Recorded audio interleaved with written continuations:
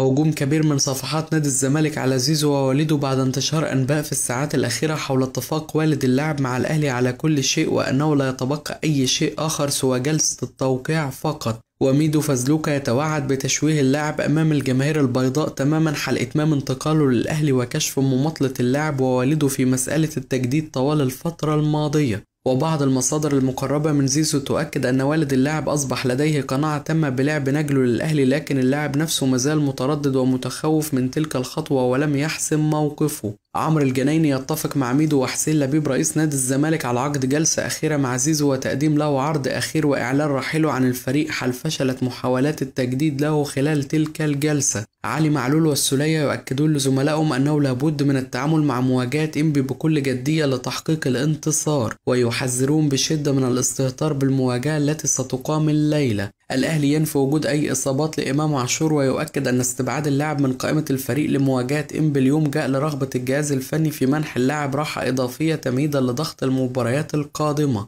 وهو نفسه ما حدث مع الشحات وبن شرقي وأشرف داري وكريم الدبيس. سامي قمصان يؤكد لعمر الساعي على ضرورة استغلال مواجهة إنبي ومباريات كأس الرابطة عموما لإثبات قدراته للجهاز الفني بقيادة مارسيل كولر. محمد شوقي ينتظر إبلاغه من رام ربيعة بقراره النهائي في مسألة التجديد من عدمه بعد عودته من المنتخب الوطني. موافقة مجلس الوزراء على تعديلات قانون الرياضة الجديد وأحالته إلى مجلس النواب وتواجد بند ال8 سنوات خلاله يؤكد أن الخطيب قد يمنع من الترشح لدورة جديدة في انتخابات الأهلي. تقارير صحفية. سوتشي الروسي لا يمانع تجديد إعارة يحيى عطية الله للأهلي موسم آخر وينتظر مخاطبة رسمية من الأحمر. أيمن أشرف لاعب الأهلي السابق يبدأ في البحث عن تجربة جديدة بعد ابتعاده عن المشاركة أساسيا في البنك الأهلي. محمد شريف يميل بشكل كبير لقبول عرض بيراميدز الفترة المقبلة حال استمرار تجاهله من الأهلي، وذلك في ظل عرض عليه 45 مليون جنيه في الموسم الواحد وعرض الزمالك عليه 40 مليون جنيه فقط.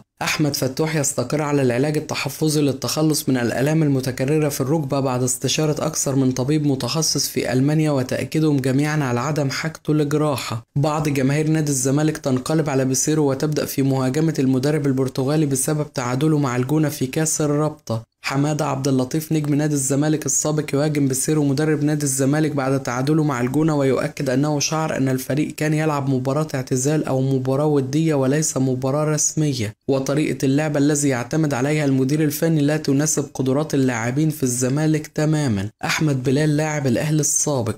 إمام عاشور لم يتجاوز في حق حسام حسن ولم يكن لديه أي تصريحات مثيرة ضد الجهاز الفني، ولم يكن هناك أي تعدي لفظي إطلاقا. وإمام عاشور أفضل من كل الأسماء الموجودة في المنتخب الوطني حاليا. من حق الجهاز الفني استبعاد اللاعب لو هناك تصريحات ضده، ولكن إمام عاشور لم يصدر منه أي شيء بخصوص هذا الأمر. سام مرسي أيضا لاعب قوي ويلعب بشكل أساسي بالدوري الإنجليزي، واستبعاده لغز غريب على حساب دونجا ومحمد شحاتة، لكن بالنسبة لناصر ماهر فاستبعاده منطقي للغاية. فلاعب الزمالك بعيد تماما وعائد من إيقاف مؤخرا وإصابة. أنا داعم حسام حسن، ولكن اختياراته لقائمة المنتخب الوطني عليها تحفظات كثيرة. أنا ضد مشاركة علي معلول أساسيا أمام إنبي اليوم، فلو شارك معلول أساسيا سيتحمل مسؤولية المباراة وهو غير جاهز بشكل كامل، فلم يشارك منذ فترة طويلة جدا والأفضل أن يشارك بديلا. الفريق سيخوض اللقاء بتشكيل معظمه لا يشارك كثيرا، والأفضل أن يشارك معلول والفريق متقدم في النتيجة، مما يمنحه راحة أكثر في اللعب ويساعده على الظهور بشكل جيد.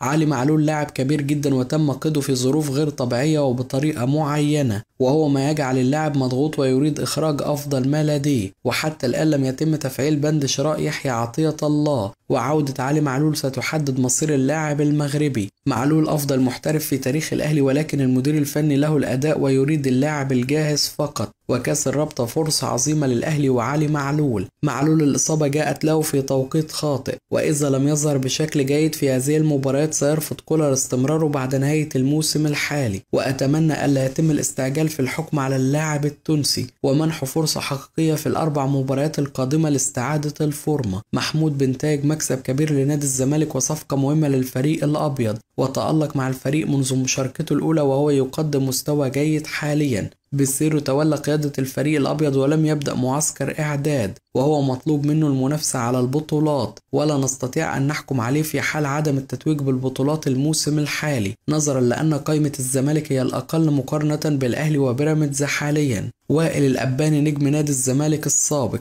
مباراة منتخب مصر أمام أثيوبيا على الورق مضمونة، ولكن في أرض الملعب كل شيء وارد فيها. نفس الكلام ينطبق على مباراة سيراليون، وعلى المنتخب أن يركز على الفوز وحصد ال6 نقاط من المواجهتين. من الصعب أن يتفق الجميع على اختيارات حسام حسن لقائمة المنتخب، ولكن على الجميع أن يثق في اختياراته، ولا يمكن أن نحاسب حسام حسن على استبعاده لإمام عاشور أو أي لاعب آخر حال ظهور المنتخب بشكل جيد. قد تكون وجهة نظرنا مختلفة في بعض الخيارات، ولكن علينا احترام رؤية الجهاز الفني، خصوصا أن طريقة لعبه قد لا تناسب البعض. مشكلة حسام حسن أنه شخصية عنيدة وصدامي ولا يحب أن يناقشه أحد، والجهاز الفني للمنتخب الوطني لابد أن يتعامل مع النجوم بشكل جيد، خصوصا أنه لم يصدر من إمام عاشور خطأ كبير، والمدير الفني مطالب باحتواء اللاعبين في بعض الأحيان. ومشكلة حسام حسن أنه يتعامل مع أي خطأ سواء كبير أو صغير بنفس المنطق، وهذا الأمر سيجعله يصطدم باللاعبين كثيرا. بشير التبع لاعب الزمالك السابق: